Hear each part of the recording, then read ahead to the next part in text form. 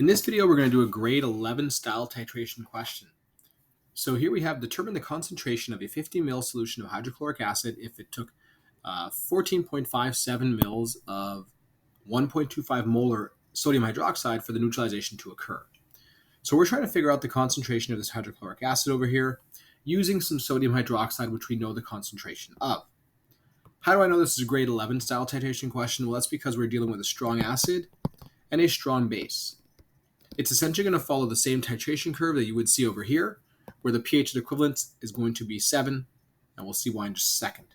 But the idea for this titration is that we don't know the concentration of HCl, so we're putting it into the flask with an indicator, and then we're putting some known base concentration, NaOH, into the burette, and we're going to be adding base until the color changes, and that seems to happen after we add an average of 14.7 milliliters of sodium hydroxide.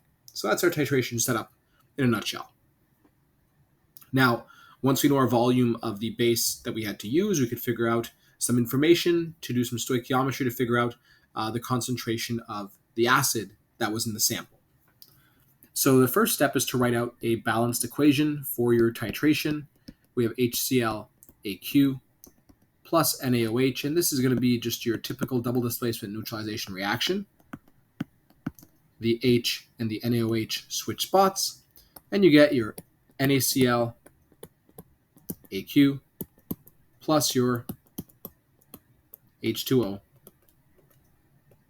liquid. And so now what you do is you make sure it's balanced, and I think it is at this point. It's a nice straightforward one to balance. Here we have our strong acid, and here we have a strong base. And at the end, when you're done the titration, assuming you did it all right, your pH will be 7 because your salt, remember, is one that's derived from a strong base, strong acid. So no effect on pH, pH is 7. And that's what you did for the most part in grade 11. But now let's take a look at the math to help us find the concentration of the acid, which is what we're looking for. We have the volume of the acid that we used. We used a 50 ml sample, or I like to use it in liters because concentrations are in molarity. So 0.05 liters. And we want to find the concentration, which is C is equal to N over V. So all we're missing is the number of moles. Now, remember that for NaOH, you knew the concentration, 1.25 moles per liter, or molarity. And we know the volume that we used is 0.01457 liters, right?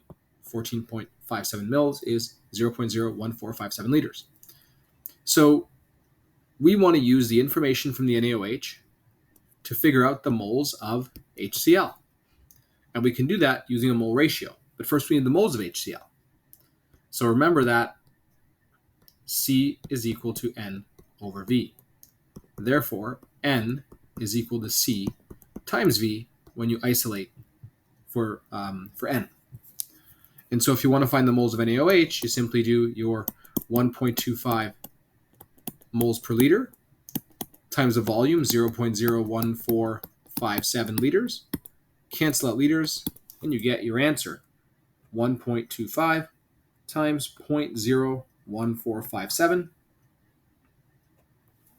and you get 0.0182125 moles of NaOH. And now that you have the moles of NaOH, you can find the moles of HCl by doing a mole ratio. And this is a nice easy mole ratio.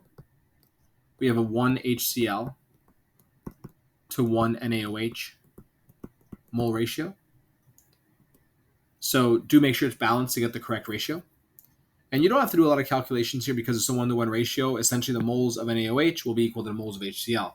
But just to show you the calculation, what it would look like if you didn't have a 1-to-1 ratio. So you want to find the moles of HCl. You're going to take the moles of NaOH, so 0.0182125 moles of NaOH. You're going to multiply it by a ratio that you created where the NaOH is at the bottom because you want to get rid of NaOH since it cancels out top and bottom, and the HCl is at the top. Cancel out moles of NaOH, and you get your moles of HCl left over, so 0.0182125 moles of HCl. And so our last step is simply to find the concentration of the HCl. So you can write concentration of HCl, or you could write CHCl is equal to N over V. The moles of HCl that we determined are 0.01822125 moles divided by our volume for HCl, because we're dealing with the sample that we used, and the sample of HCl that we titrated was 50 mils. So the volume is 0.05 liters. And so divided by 0.05, we get 0.36425 moles per liter HCl. But we have to make sure it's the proper number of sig figs.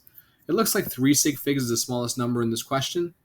So we can say, therefore, the concentration of HCl is approximately 0.364 moles per liter.